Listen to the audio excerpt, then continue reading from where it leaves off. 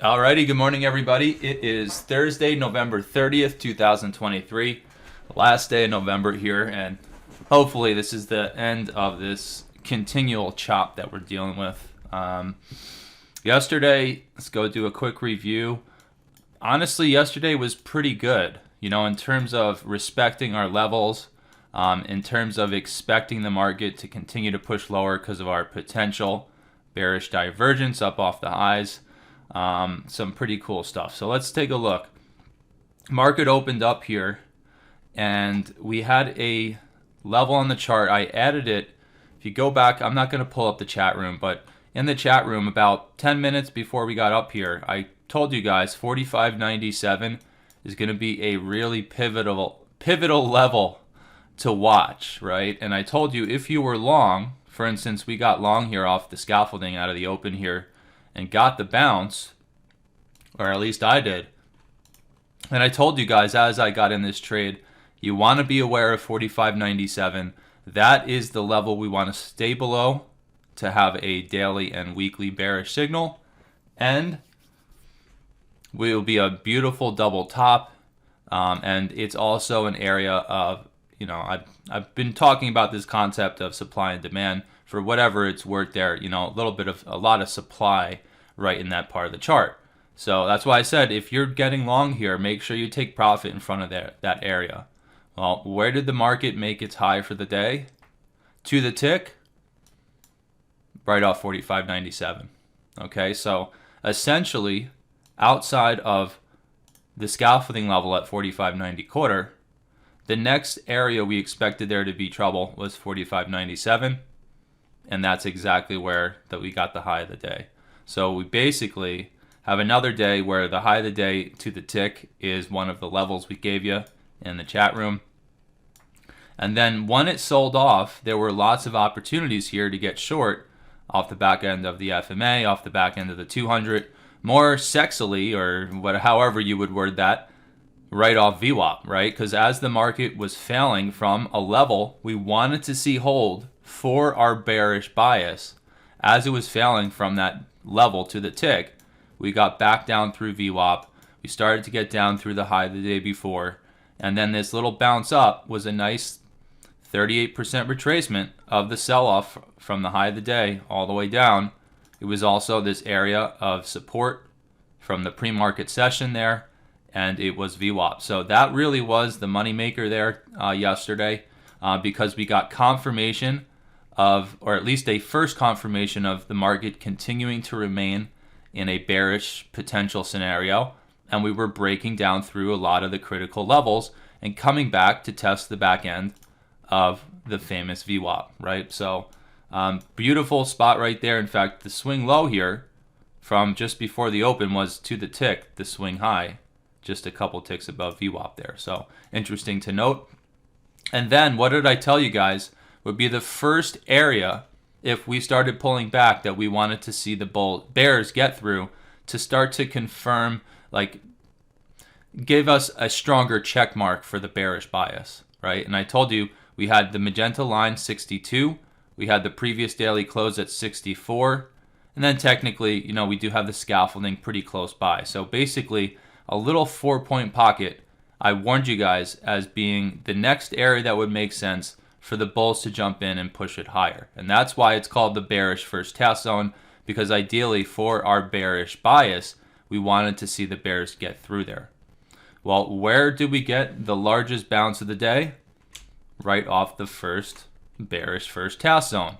We came right down, we bounced, I guess, a couple ticks in front of 62, right, which was 50% of the day before, and right in below the previous daily close. So essentially, right in between the two key levels here at the bottom of our first bearish task zone is exactly where we got the largest bounce of the day there.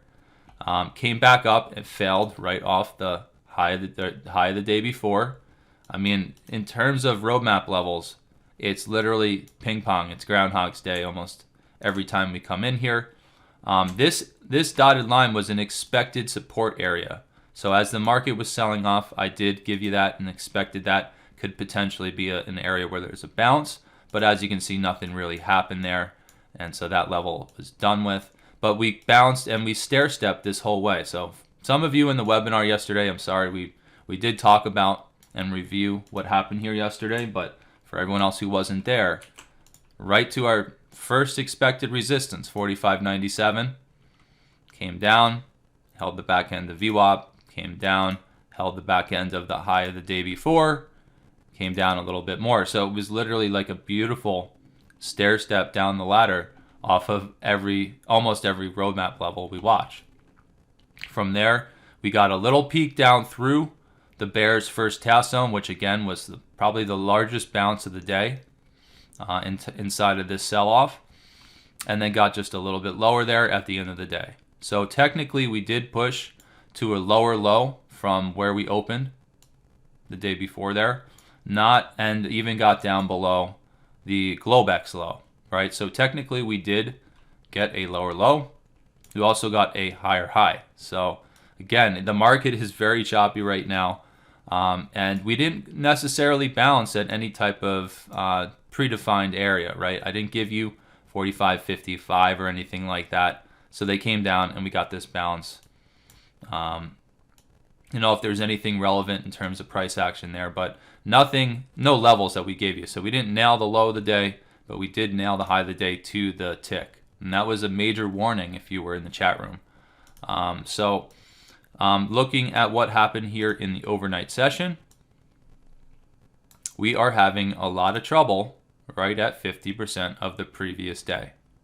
All right, so for those out there that have bought the daily power level indicator for a measly $100, these are literally levels that you could trade day in, day out.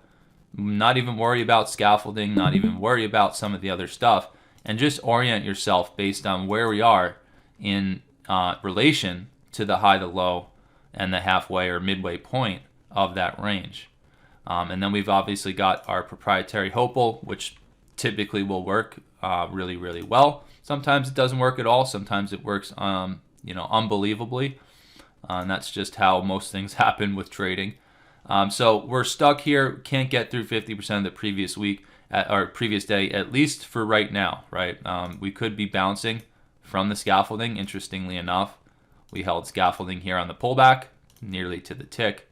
And maybe the bulls are attempting now to get back up through the 200 and come retest our overnight highs. But obviously a lot of trouble right now.